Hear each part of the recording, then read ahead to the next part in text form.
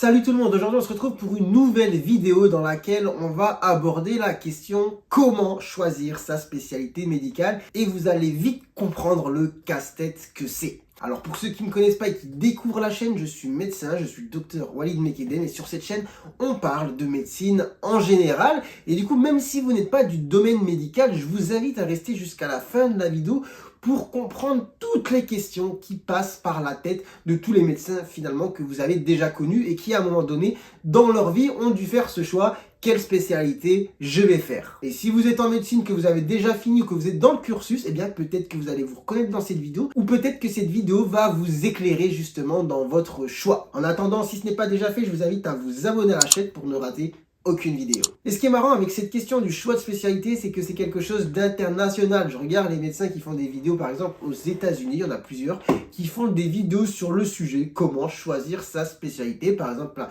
docteur Cellini qui a fait une vidéo sur le sujet. Il y a le docteur Kevin Joubal qui en a fait une aussi. Et ce qui est marrant, c'est que sur les points qu'ils exposent, je me reconnais dans pas mal de questionnements. Mais après, j'ai aussi des choses à rajouter. C'est ce que je vais faire du coup dans cette vidéo. Première chose que j'ai envie de vous aborder, et je ne l'ai pas retrouvé dans les vidéos américaines, c'est la question de la pression sociale. Et ça, je l'avais déjà abordé dans la vidéo que j'ai fait il y a plusieurs années sur mon choix de la médecine générale. En médecine, il y a des spécialités qui sont plus ou moins cotées que d'autres, et forcément, en fonction de votre choix, vous avez peur un petit peu aussi du regard des autres, que ce soit au sein de la famille ou que ce soit au sein de l'environnement médical en général dans lequel vous baignez déjà depuis des années. Et ça, si j'ai un conseil à vous donner, même si c'est facile à dire aujourd'hui avec le recul, c'est vraiment faites abstraction de tout ça parce que finalement, toutes les conséquences qui vont découler de votre choix, c'est vous qui allez les assumer et pas les autres. Et si je prends mon exemple, moi j'ai fait le choix de la médecine générale en étant quand même bien classé aux ECN. J'avais le choix de faire plein d'autres spécialités et c'est vrai que j'avais cette pression de me dire est-ce que je prends médecine générale qui est vraiment pas le truc le plus coté, en tout cas en médecine, au sein même justement du monde médical, mais au sein aussi de la population en général. Quand vous faites médecine, on te dit ouais tu vas faire cardiologue, tu vas faire neurologue, tu vas faire chirurgien. Quand tu dis tu vas faire médecin généraliste, on te fait ah ok d'accord, oh bon. Mais ce qu'il est important de faire, c'est de faire le choix qui vous tient à cœur et sur lequel vous êtes au point justement sur toutes les questions de la balance que vous avez pesé pour faire le bon choix. Et quelles sont ces questions pour faire le bon choix? On va y venir tout de suite dans la vidéo. Première question, on va arrêter de faire les hypocrites et ça va concerner toutes les branches de métier. Il y a quelque chose que vous allez forcément regarder par curiosité, en cherchant à droite, à gauche, pour avoir une idée de ce qui est possible par la suite. C'est les questions qui concernent l'argent, le salaire, la rémunération. Arrêtons de faire les langues de bois, peu importe votre métier, peu importe la vocation ou non. À un moment donné, quand vous vous projetez sur l'avenir, en fonction de vos projets et vos ambitions, vous regardez un petit peu à quoi vous pouvez vous attendre en termes de salaire. Alors en médecine, c'est parfois compliqué d'avoir un réel aperçu de ce qui est possible, sachant qu'il y a deux catégories. Il y a les salaires que vous allez retrouver à l'hôpital et il y a ceux que vous allez retrouver dans le privé. Il y a une très grande disparité, même énorme, de salaires en fonction du secteur dans lequel vous exercez. Pour ce qui est de l'hôpital, c'est pas très compliqué. Il y a des grilles de salaire qui sont disponibles sur Internet, la fonction publique, en fonction justement des échelons et de votre expérience. Après, ce qui va différer au sein de l'hôpital, parce que finalement, tout le monde va être à la même enseigne, peu importe la spécialité, vous allez avoir le même salaire en fonction de votre échelon. Là où ça va changer, c'est en fonction de vos gardes et de vos astreintes. Il y a des spécialités dans lesquelles on fait beaucoup de gardes ou on fait beaucoup d'astreintes, ce qui va majorer votre salaire. Par contre, pour ce qui est du secteur privé, là, c'est très difficile de vous dire à quoi vous attendre parce que ça va varier très grandement en fonction de votre secteur, si vous êtes secteur 1 ou secteur 2, c'est-à-dire si vous faites des dépassements d'honoraires, si vous travaillez dans des centres médicaux, dans des cliniques privées, si vous avez une spécialité avec des actes qui coûtent plus ou moins cher que d'autres. Ça dépend aussi de votre quantité de travail, de si vous travaillez à temps partiel, à temps plein. Donc c'est difficile vraiment de dire ce qu'il est possible d'avoir. Après, évidemment, il existe des tableaux qui vont recenser des moyennes, mais comme je l'ai déjà dit dans d'autres vidéos, les moyennes, ça veut pas dire grand-chose avec les extrêmes bas, les extrêmes hauts.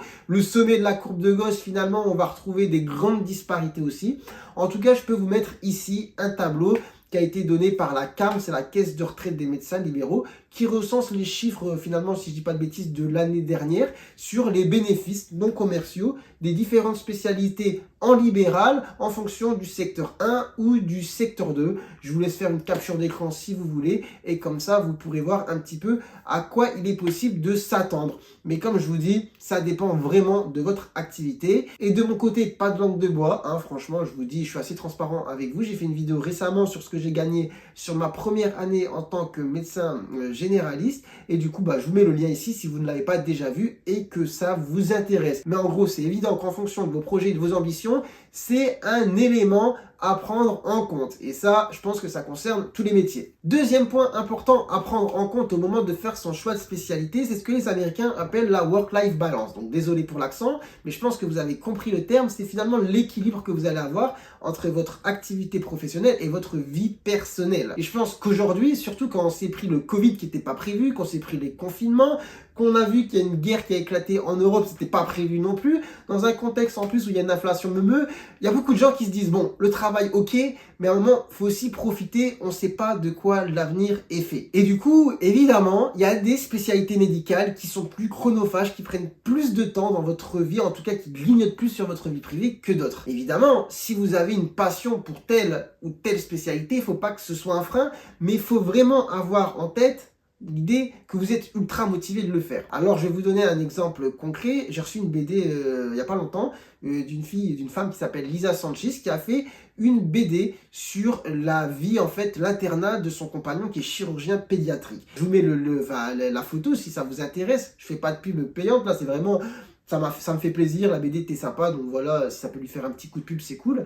Mais en tout cas, l'histoire d'un gars qui est hyper motivé à faire chirurgien pédiatrique, c'est vraiment son rêve, mais qui prend cher comme pas possible. L'internat de chirurgie est ultra compliqué, surtout dans les hôpitaux parisiens. Et vous vous dites que vraiment, ce qui le fait tenir, c'est le fait qu'il est passionné et que c'est absolument ce qu'il veut faire. Mais si vous êtes dans l'entre-deux, pensez bien à est-ce que la spécialité que vous allez faire, elle va pas ronger un peu trop votre vie personnelle et ça vous supporterez plus ou moins bien en fonction de votre niveau de motivation. Donc c'est un truc à peser aussi qui est hyper important. Si je prends aussi une série documentaire reportage qui passait sur France Télévisions qui s'appelait Médecins de demain, on voyait un petit peu le parcours de différents internes de spécialité.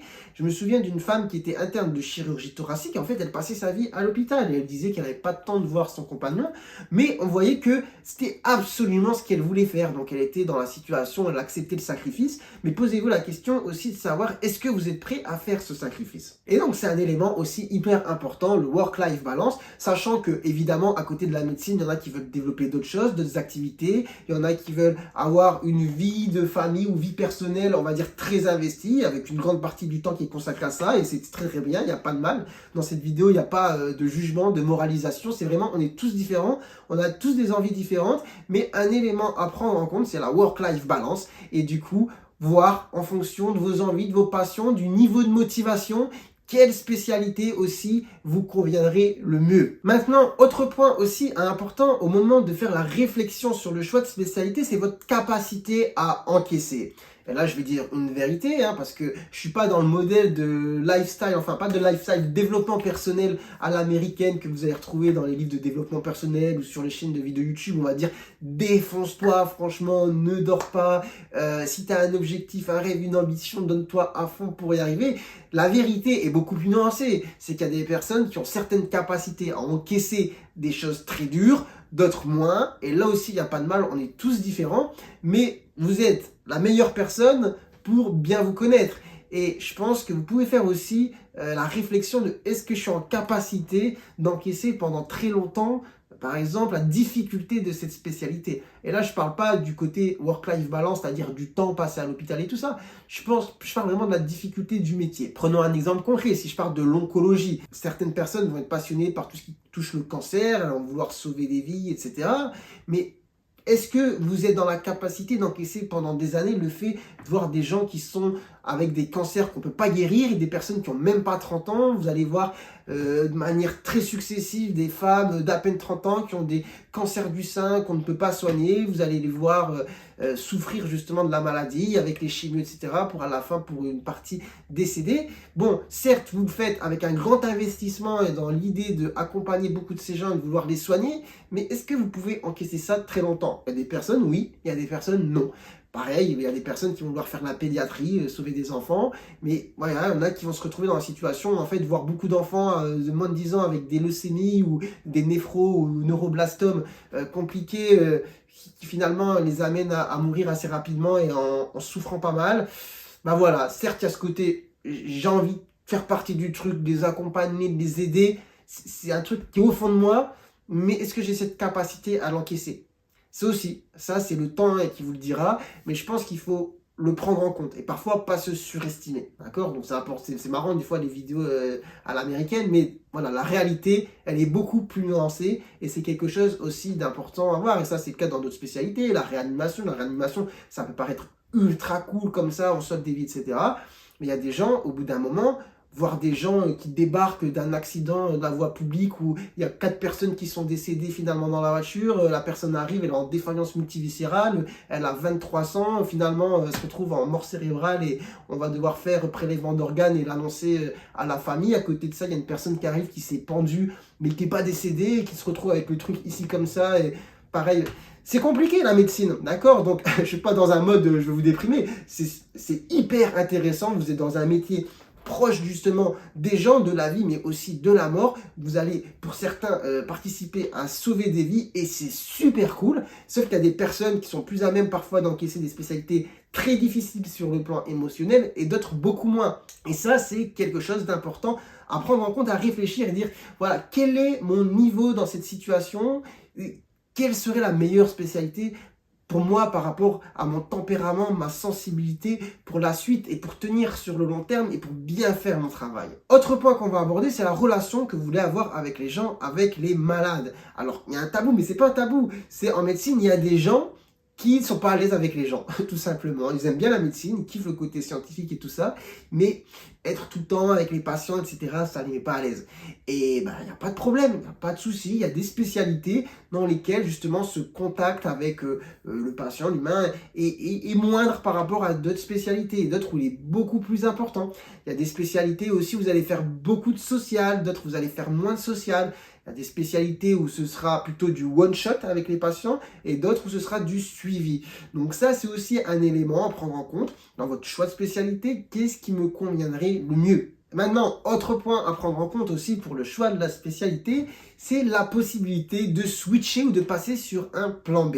Et oui, il y a des spécialités qu'on va dire sont très cantonné. Si vous faites par exemple, je ne sais pas, chirurgien cardiaque, la possibilité au bout d'un moment, si c'est compliqué pour vous, si vous en avez marre de faire autre chose, ça peut être compliqué. Alors que si vous prenez par exemple un exemple de médecin généraliste, il y a un panel de choses qui s'ouvrent finalement à moi en termes de possibilités d'exercice. Je peux travailler à l'hôpital, dans des services hospitaliers, en médecine de ville, dans des PMI, dans un hôpital psychiatrique. Je peux faire de la régulation au SAMU, je peux être maître de stage, je peux faire énormément de choses.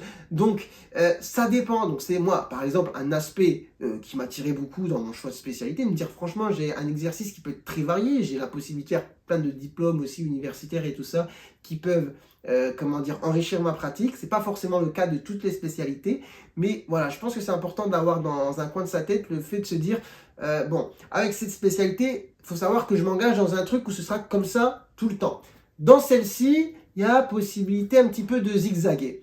Voilà, je pense que c'est aussi un élément important dans la prise de décision. Dernier point et que j'ai mis en dernier parce que je trouve que c'est une évidence, c'est l'attrait que vous allez avoir pour la spécialité. Il est évident que vous allez partir plutôt vers quelque chose qui vous donne vraiment envie d'approfondir, dans lequel vous avez envie de travailler pendant un certain moment, même si je ne suis pas dans un modèle très français où on vous dit très tôt dans ta vie, tu choisis ça et tu feras ça jusqu'à 65, 70 ans.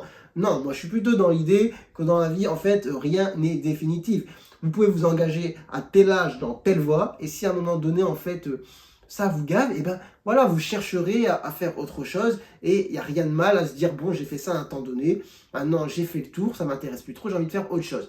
Mais cependant, au début, vous partez quand même sur l'idée de faire le métier pendant quelques nombres d'années, donc c'est sûr, il faut partir sur le truc qui vous plaît aussi le plus. Mais ce que je voulais dire au travers de cette vidéo, c'est que ce n'est pas le seul critère. Il faut prendre en compte aussi tout ce que j'ai dit autour, tous les autres questionnements.